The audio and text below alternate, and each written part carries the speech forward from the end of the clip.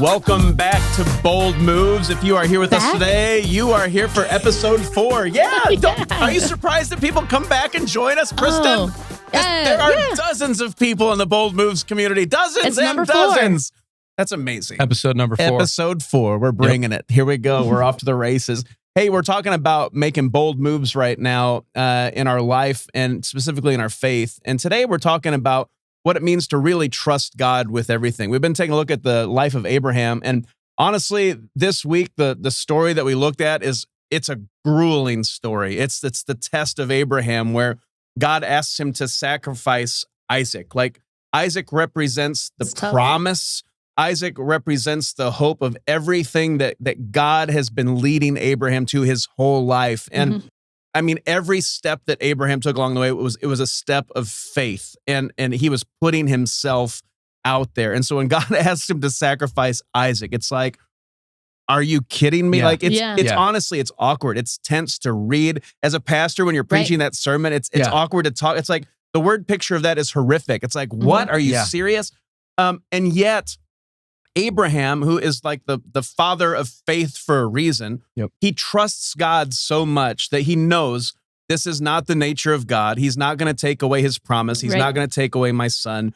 He absolutely steps out in faith and trusts God with Isaac, his son. And so the question we've been just kind of contemplating as a church and that I just want to think about today is what is your Isaac? You know, what is it that you're holding on to that God is asking you to trust him with? And ultimately, I think when we talk about making bold moves, it's being willing to sacrifice what I hold on to and I'm trying to control in my life and letting God take that. It's that attitude that Abraham is, it's here I am. And that's where it gets real, you guys. Like this is not easy. This is where faith gets real. And when it comes to trust, I think we can we can diminish that sometimes by laughing at it. You guys are familiar with the trust falls, right? I mean, how many trust falls have you done, Mike, in your lifetime? I think 3,468. That's a very exact number. It's a lot. You're a lot more of than trust me. falls. Yeah. More trust falls. How many trust falls have you had, Kristen, in your life? Oh, about 3. 3. Okay, that's significantly more experience for you in the trust falls I have a lot department. of experience with it. We used to do about 12 youth group night every Wednesday night. We did about 12 of them. There was a phase in youth ministry where trust fall was like the best illustration, and we did them all the time. You use it for, it didn't even, if you were talking about love or anything, it didn't matter. You could tie in the trust literally trust fund. Yeah. I did love it when that was a thing where people just randomly in public would be like, trust fall, and they'd start to fall, and somebody around them had to randomly catch them. That was the hope. That was the hope. Really, more people just fell. Yes, absolutely. Which definitely defeated the purpose of the trust fall. So then you had to do another one when they were ready. So that's another reason I got so many trust falls. It reminds me, I just saw a video recently of a trust fall gone bad, and I think we've all experienced that at some level, but this was one in a way that I've never seen before. Like, if I can just watch this can I show you this video? I would love to see it. Check this clip out. This is a group of people like doing what we've all done. They're setting up the trust fall. We've been here, right? Like, here's what's going to happen. Here's the guy. He wore his best green sweatshirt there to stand out. He's taking it very seriously. He's very serious Eyes about are closed. Ask you to fall. This is awesome. Watch this. Catch you. So you have to trust us. I'm gonna count to 3. That's the premise of the trust fall. Relax and fall. Here we go. Okay? His hand. Handshake. 1, 2, 3. No, wait, You know, the crazy thing is, I thought that was me in high school from one of the 3,000 trust falls that I did. So You've done all of them, huh? I've That's never incredible. seen someone trust fall the wrong direction. That's amazing. That's next level. Unbelievable. Was that his fault, or did they not set it up Well, that's properly? a good question. Or? Probably lack of communication, Yeah. but also kind of a dumb mistake. Also, I think it's got to be on him. I do blame both parties a little bit. I do blame him though a lot more. For me, it's about a 80-20. 80 him, 20. Like they should have said, hey, like, but do you have to say that? Right. Like, can you not feel the energy of the people behind you? I mean, right, you right. have to know that. You have to know that. Yes. That's not okay on his part. They needed to think. He deserved that, honestly. That's a trust fall fail is what that is. Yes, So that is. It's a hard thing to say, actually. It's a little bit of a Trust fall fail. Trust fall fail.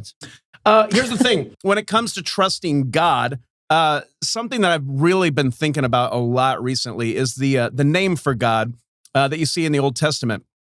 Yahweh, Jehovah. it's based on that idea where God describes himself to Moses as when Moses says to him, "Who are you?" And he describes himself as "I am. I am that I am." When I was growing up early on in my Christian life, I mean, I always read that and go, "Oh, that's how God is. I am." Like, I don't really know what that means. That's kind of confusing. Yeah, it's like, okay, this is okay, cool name. Yeah, I am. Like, I am. But when you think about the significance of that, the idea of Jehovah being I am, what you see in the Old Testament, which I think is interesting. I'm a nerd. I think this is interesting. Oh. In the Old Testament, the name of God uses Jehovah, I am, partnered with another word. So it's like Jehovah Jireh, which is what we see in the story of Abraham. Yep. It's I am the God who provides. That Jireh is provider. That's good. In other places, it's Jehovah Rapha, the God who heals. And I think the point of that is that I've been learning and just really thinking about over the last few weeks and months in my own personal walk and journey with Jesus is when God says, I am, he is saying, I am who you need me to be when you need me to be it. And that's a powerful statement that speaks to not just the sovereignty of God, but the personal nature of who he is. Like, he is there for me. And so when God asks me to take a leap of faith, to make a bold move, to trust him, he's going to show up.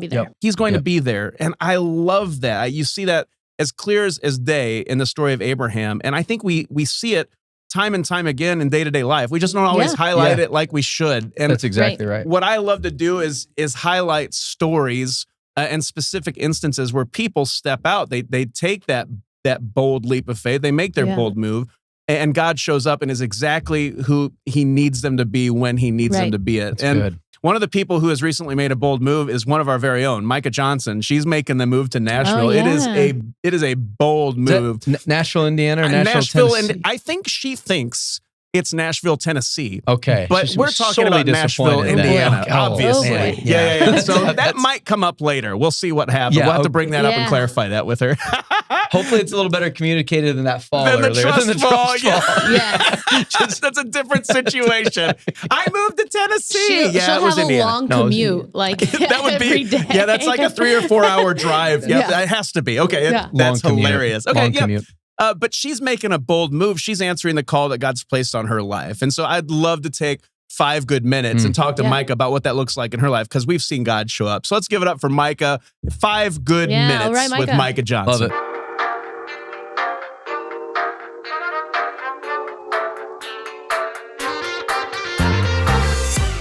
We are excited to experience 5 good minutes with Micah Johnson. Micah, welcome to the Bold Moves podcast. We are really excited to have you. You have made a bold move in your life following God's call that he's given you.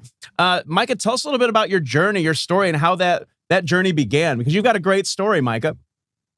Yeah, honestly, I was driving to work this morning and just started crying because, like, it is insane how God has brought me to the place that I am in life right now. Like, I'm about to be a campus pastor in Nashville. Yeah. 6 years ago, I was addicted to heroin. That is a crazy journey. And can I just say, I love that. I don't love that at one point you were addicted to heroin, but I love that 6 years later, your story is so much different, because that's what God does. That's amazing. Right. Micah, tell us everything. Tell us the story. Yeah, so I won't go too far back, but I moved to Indiana in 2018 to go to this year-long Christ-centered rehab center. Yeah. And the first day there is when I accepted Jesus as my Lord and Savior. That's awesome. So that was just 6 years ago. Yeah. And during that time, we just were able to do like Bible studies, really like dive into the Word, grow my relationship with Jesus. And not too long after that, about 6 months into my journey at this rehab center, I started coming to Crossroads. We volunteered for Bethlehem Live, and that was really my first taste. I came in thinking like, these people are going to be so judgmental of me. Like, if they only knew the places that I've been, they wouldn't want me in their church. But it was I hate so that the that's opposite. the lie that the devil tells us, right? Like that's what you have to fight in your mind. I hate that. And how many people have thought that and never actually ended up trying it? Yes, like never and it keeps you away. Right. Yeah. Yes, that's so good. Sorry to interrupt, Micah. Proceed. No, Proceed. You're good. Yeah, so it just wasn't that way. Like I felt, Crossroads says you are loved. And I felt that the moment that I walked in the door. Awesome. And so I just knew like God was calling me to Crossroads. It's actually funny. I have a piece of paper. I was in jail and they taught this program, Celebrate Recovery. And awesome. The lesson that made me want to go to rehab was called Crossroads. Cool. And so it's just so cool to see how God connects all the dots. Full circle. So I started coming to Crossroads, started attending, and just felt this pull to serve because Jesus had changed my life so much. I wanted to give back. Yeah. And then 6 months after that, I was called to ministry. And I was like, okay, this is weird. Like, what does this mean? And Crossroads has been so gracious to give me so many opportunities. So I started in March of 2021, actually as an executive assistant. And that just wasn't a good spot for me. My strengths were not admin. I don't know how people like that do it, but it just wasn't for me. And then I just started helping out at our Mishawaka campus, doing some like pastoral ministry there.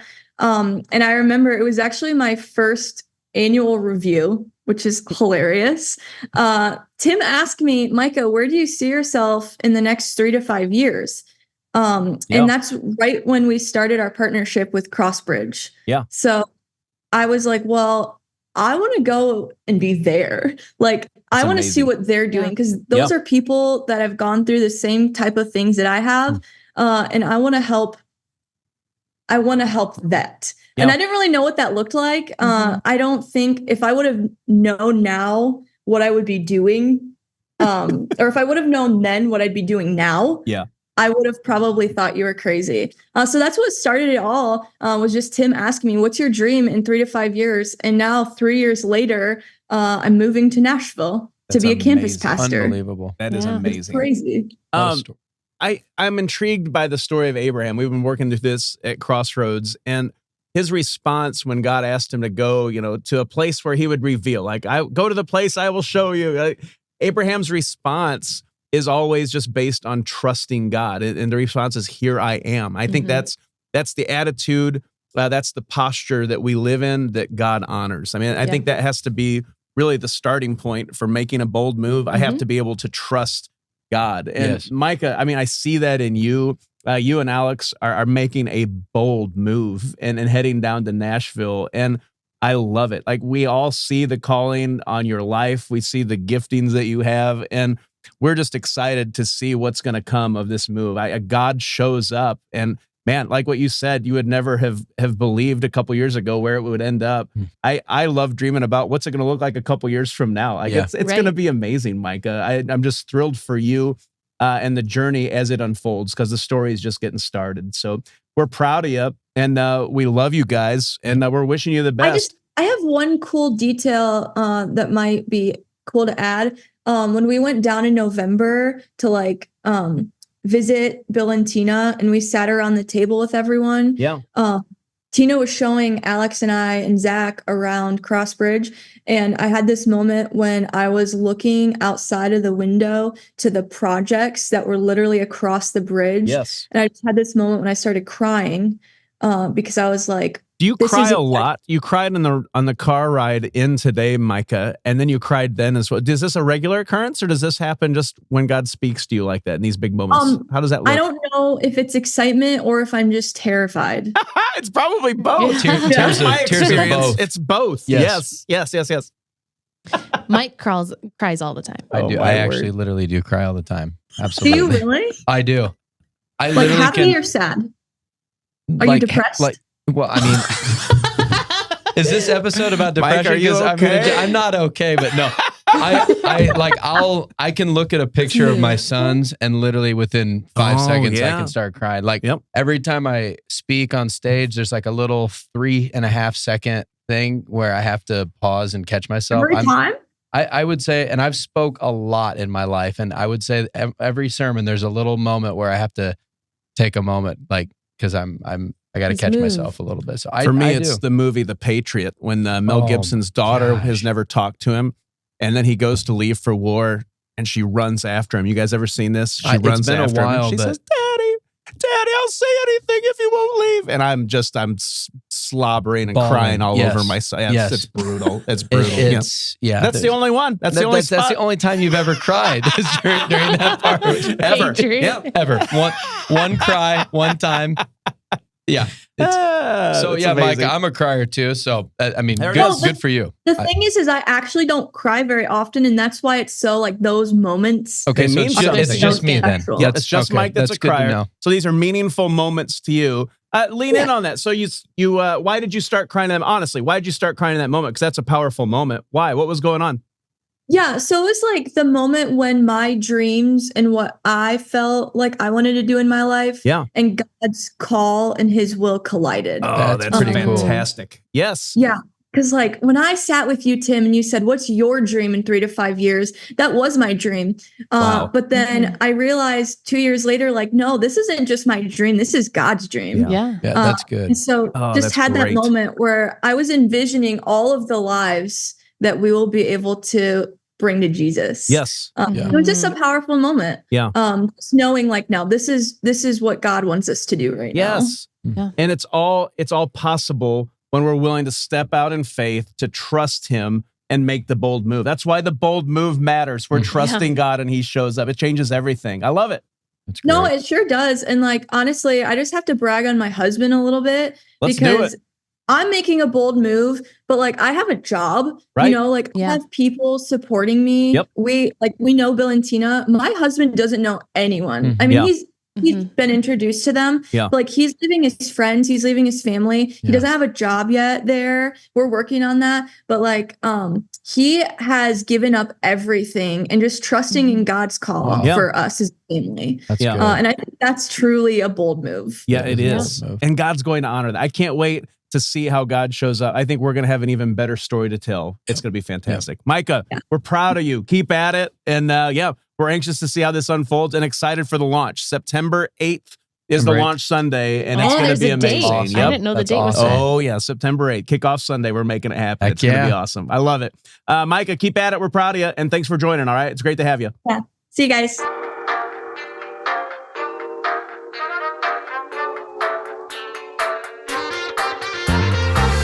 Hey, those were definitely 5 good minutes with Micah. I love that story. I love hearing her what story God's every time she shares. Oh, it's amazing. It is really good. It's amazing. So powerful. Yeah. And I really like what she said about how, her dreams and God's will colliding. I think that was really cool. And it was actually kind of making me think, as we were talking about Abraham earlier too, it's amazing that some things in our lives, when we have to trust God, the things that we need are actually, it's cool when those moments do collide. Like I'm sitting here thinking about Moses.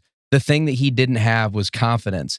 And in the end, the thing that happened was he parts the Red Sea. Yes. So those two things are colliding right there. Like his lack of confidence originally becomes the thing, this bold move of God. He becomes the leader. He's the most confident. Yeah, he's the most confident, down to the point where he's literally parting the Red Sea. I mean, can you imagine what they would have been thinking when he just probably holds up his staff and the water's parting? It's like, whoa, this is that like guy that didn't really have the confidence. I'm sitting there thinking of Abraham as like, he does not want to do this, but he's willing to trust God. And then all of a sudden, God provides an animal all of a sudden where it's like that collides. And it's like, it's amazing sometimes how when you sit back and you see your dream and God's vision and it collides, you're like, holy cow, all along he had a plan. I stepped out and trusted him. And I'm actually seeing like the thing that I needed coming to fruition. Right. I mean, how powerful is that? And a lot of times I would say most of the time, it ends up being something I didn't even know I needed. That's because he had exactly something so much better planned for me. And it was realized because of the bold move, because of the willingness to trust. God showed up and did something that far exceeded any expectation I ever had. That's exactly right. I love it. Yep. I mean, Moses doesn't take that step to be confident. He never sees the Red Sea part. Yeah. And so it's really cool to think about what she said in that aspect. Yeah. I love it. Well, I wish them the best of luck in Nashville, Indiana. It's going to be amazing for them. How close is that to Santa Claus, Indiana? Is that because I mean I know that's I don't know. Is that a couple hours? Is that something where you can go have a cup of coffee at the Santa Claus coffee shop? I mean, I don't know. I'm just curious. It's intriguing. We should probably do maybe a special holiday episode from Santa Claus, Indiana, Mike. I mean, I feel like you're really interested in this. We need to go check it out. I would love to be Take bold moves on the road. Santa Claus, Indiana. To me, that is a bold move, going to Santa Claus, Indiana. So if like we could do that. Dream destination for you. Yeah, speaking of dream and God's will, Santa I feel Claus, like I Indiana. need to be in Santa Claus, Oh, Indiana. God's going to do amazing things there. Yeah. I'm excited to see what happens. Well, that's definitely a bold move. Sounds like something that could change people's lives forever. Yeah. I think so. like it. I think so. Well, here's the thing. At the end of the day, I mean, what we're talking about is the challenge to make a bold move. And the bold move, it starts by saying, I am willing to trust God's direction for my life. And so I think the question we've been talking about at Crossroads, I think it matters and it resonates here. Is this just a simple question? Are you willing to trust God with everything? Yeah. Because when it comes down to it, anything that we're holding on to because we feel like I'm afraid to surrender control, it keeps us from God's best for our lives. And I don't think we realize that or think about that often enough. If I'm trying to hold on to something, if I'm trying to control it, I'm not surrendering that to God. And I'm missing out on things I don't even know about because I'm holding on too tightly. Yeah. And so that idea of sacrifice, I think it matters. And when it comes to being willing to give up the things in my life and allowing God to control them, I think there's this huge principle that we have to put into practice in our life and realize that when it comes to sacrifice is giving up something you love for something you love even more. Yep. And if God's saying, I want to be the first thing in your life, then that means I've got to trust him with the things that I'm holding the most tightly to. Yeah, that's exactly right. And if I'm willing to make that bold move, well, that's when God shows up. Yeah, no, I think that's really powerful, Tim. And I like what you had to say there.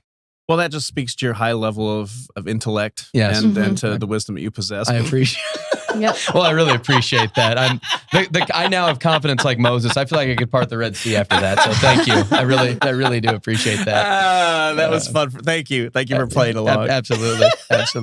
Okay, so here's the thing: as we land the plane, are you willing to trust God with everything in your life? That's the question. So I think that's the bold move that we're being called to today. I think the big idea here is that we just need to trust God with everything. Yeah. I think the things that we hold on to most tightly, we just have to realize I'm keeping myself from God's best by holding on. I have to trust him. He is who he says he is. He's going to be what I need him to be when I need him to be it. Yep. I'm going to choose to trust. He'll meet you there and He'll meet take us you there. further. Yep, That's I right. love that. And so I just challenge you today as we land the plane, as we come to a close, when it's time to make that move, trust God, people.